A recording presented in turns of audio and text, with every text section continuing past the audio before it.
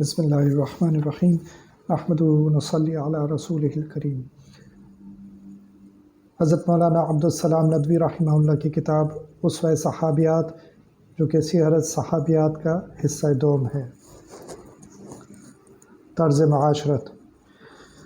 ابتدائی اسلام میں صحابیات نہایت فقر و فاقے اور غربت و افلاس کے ساتھ زندگی بسر کرتی تھیں، جس کا اثر ان کے لباس، مکان، اثاث البیت اور سامان آرائش غرض ہر چیز سے ظاہر ہوتا تھا۔ صحابیات کو کپڑوں کی نہایت تکلیف تھی۔ حضرت فاطمہ رضی اللہ عنہا جگر گوشہ رسول صلی اللہ علیہ وسلم کی چادر اس قدر چھوٹی تھی کہ ایک بار انہوں نے رسول اللہ صلی اللہ علیہ وسلم کے سامنے ادب اور حیا سے جسم کے ہر حصے کو چھپانا چاہا، لیکن ناکامیابی ہوئی۔ سر ڈھکتی تھیں تو پاؤں کھل جاتے تھے، پاؤں ڈھکتی تھیں تو سر کھل جاتا تھا۔ بعض صحابیات کو تو چادر بھی میسر نہیں تھی۔ رسول اللہ صلی اللہ علیہ وسلم نے صحابیات کو عیدگاہ میں جانے کی اجازت دی تو ایک صحابیہ نے کہا کہ اگر کسی عورت کے پاس چادر نہ ہو تو وہ کیا کرے؟ ارشاد ہوا کہ اس کو دوسری عورت اپنی چادر اڑا دے۔ شادی بیاہ میں دلہن کے لیے غریب سے غریب آدمی بھی اچھا جوڑا بنواتا ہے، لیکن صحابیات کو معمولی جوڑا بھی میسر نہ تھا۔ حضرت عائشہ رضی اللہ عنہا کا بیان ہے کہ میرے پاس گاڑھی کی ایک کرتی تھی۔ شادی بیاہ میں جب کوئی عورت سنواری جاتی تھی تو وہ مجھ سے اس کو مستعار منگوا لیتی تھی۔ غربت و افلاس کی وجہ سے صحابیات کے مکان نہایت مختصر، پست اور کم حیثیت کے ہوتے تھے۔ گھروں میں جائے ضرورت تک نہ تھی، اس لیے راتوں کو صحرا میں جانا پڑتا تھا۔ دروازوں پر پردے تک نہ تھے، راتوں کو جلانے کے لیے چراغ تک میسر نہ تھا۔ صحابیات کے گھروں میں نہایت مختصر سامان ہوتے تھے، یہاں تک کہ میاں بیوی دونوں کے لیے صرف ایک بچھونا ہوتا تھا، اور وہ بھی کھجور کے پتوں سے بنایا جاتا تھا۔ صحابیات نہایت معمولی اور سادہ زیور استعمال کرتی تھیں۔ احادیث کی کتابوں کے تتبع استقراء سے بازو بند کڑے، بالی، ہار، انگوٹھی اور چھلے کا پتہ چلتا ہے۔ لونگ کا ہار بھی پہنتی تھیں، جس کو عربی میں سخاب کہتے ہیں۔ حضرت عائشہ رضی اللہ عنہا کا ایک ہار جو سفر میں گم ہو گیا تھا، وہ مہرہ یمانی کا تھا۔ صحابیات سرما اور مہندی کا استعمال بھی کرتی تھیں۔ زچہ خانے سے نکلتی تھیں تو منہ پر ورس، جو کہ ایک قسم کی سرخ گھاس کا نام ہے، اس کا غازہ ملتی تھیں کہ چہرے سے داغ دھبے مٹ جائیں۔ خوشبو میں زعفران، عطر اور سکھ کا استعمال کرتی تھیں۔ سکھ ایک قسم کی خوشبو ہے جو ماتھے پر لگائی جاتی ہے۔ صحابیات خانہ داری کے کاموں کو خود اپنے ہاتھ سے انجام دیتی تھیں اور اس میں سخت سے سخت تکلیفیں برداشت کرتی تھیں۔ حضرت فاطمہ رضی اللہ عنہا رسول اللہ صلی اللہ علیہ وسلم کی محبوب ترین صاحبزادی تھیں، لیکن چکی پیستے پیستے ہاتھوں میں چھالے پڑ گئے تھے۔ مشکیزوں میں پانی لاتے لاتے سینہ داغدار ہو گیا تھا۔ جھاڑو دیتے دیتے کپڑے چیکٹ ہو گئے تھے۔ ازواج مطہرات باری باری گھر کا کام دھندا خود کرتی تھیں۔ ایک دن حضرت عائشہ رضی اللہ عنہا کی اور اس کی روٹی پکائی اور رسول اللہ صلی اللہ علیہ وسلم کا انتظار شروع کیا۔ آپ کے آنے میں دیر ہو گئی تو سو گئیں، آپ آئے تو جگایا۔ حضرت اسماء رضی اللہ عنہا حضرت ابوبکر صدیق رضی اللہ عنہ کی صاحبزادی تھیں، اور ان کی شادی حضرت زبیر رضی اللہ عنہ سے ہوئی تھی۔ وہ اس قدر مفلس تھے کہ گھوڑے کے سوا گھر میں کچھ نہ تھا۔ حضرت اسماء خود باغوں میں جا جا کر گھوڑے کی گھاس لاتی تھیں۔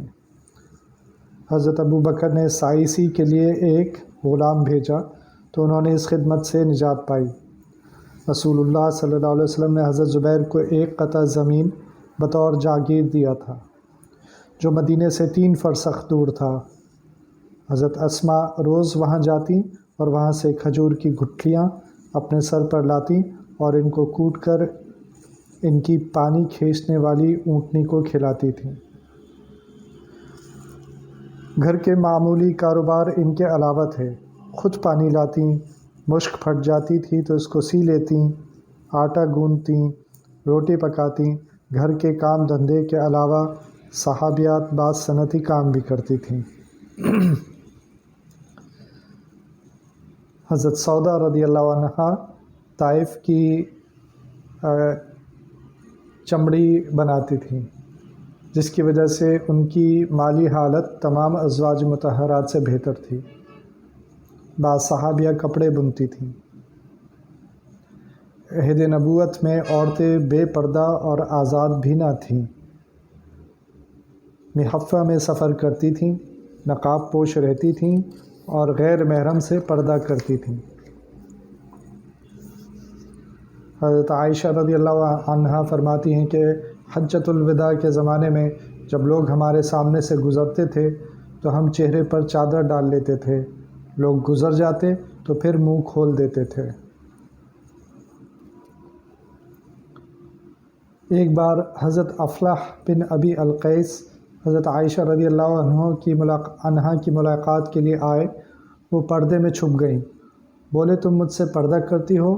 میں تمہارا چچا ہوں، میرے بھائی کی بیوی نے تم کو دودھ پلایا ہے۔ بولی، مرد نے تو نہیں پلایا۔ ایک صحابیہ کا بیٹا شہید ہوا، وہ نقاب پہن کر آپ کی خدمت میں حاضر ہوئیں۔ صحابہ کرام نے ان کو دیکھ کر کہا، بیٹے کی شہادت کا حال پوچھنے آئی ہو اور نقاب پوش ہو کر؟ بولی، میں نے اپنے بیٹے کو کھو دیا ہے، شرم و حیا کو تو نہیں کھویا۔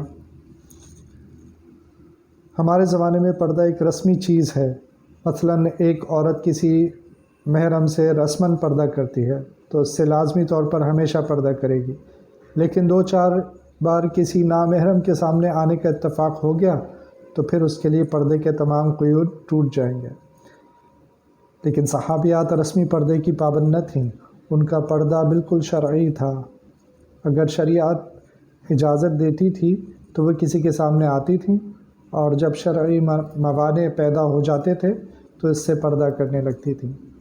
حضرت عائشہ رضی اللہ عنہا کا مذہب ہے کہ غلاموں سے پردہ ضروری نہیں، اس لیے وہ حضرت عبداللہ بن سالم رضی اللہ عنہ کے سامنے، جو نہایت دیندار غلام تھے، آتی تھیں اور ان سے بے تکلف باتیں کرتی تھیں۔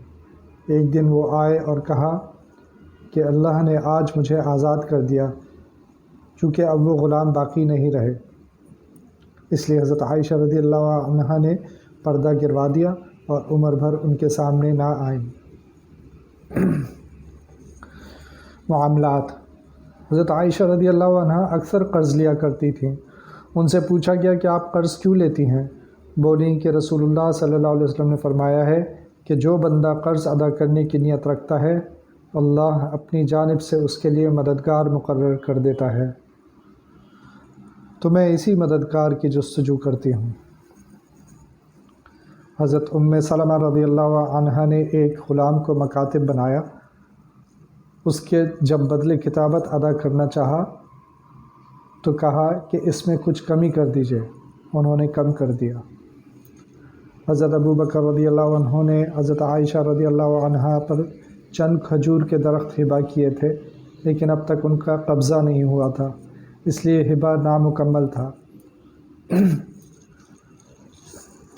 حضرت ابو بکر کا انتقال ہونے لگا تو کہا کہ میں نے تم پر جو درخت ہبہ کیے تھے، اگر تمہارا ان پر قبضہ ہو جاتا تو وہ تمہاری ملک ہو جاتے، لیکن آج وہ میرے ترکے میں داخل ہیں، جس کے وارث تمہارے بھائی اور بہنیں ہیں، اس لیے کتاب اللہ کے موافق باہم تقسیم کر لو۔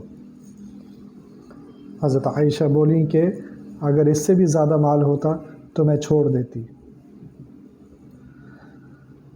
سیاسی خدمات میں بھی صحابیات کی کوئی قابل ذکر خدمت نہیں ہے۔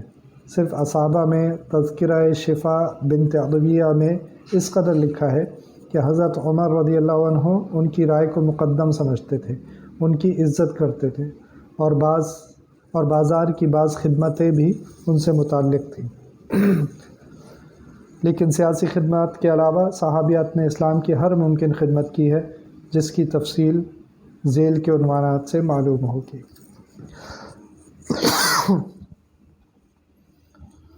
اللہ تعالی ہمیں صحابہ اور صحابیات کی زندگی پر عمل کرنے کی توفیق عطا فرمائے۔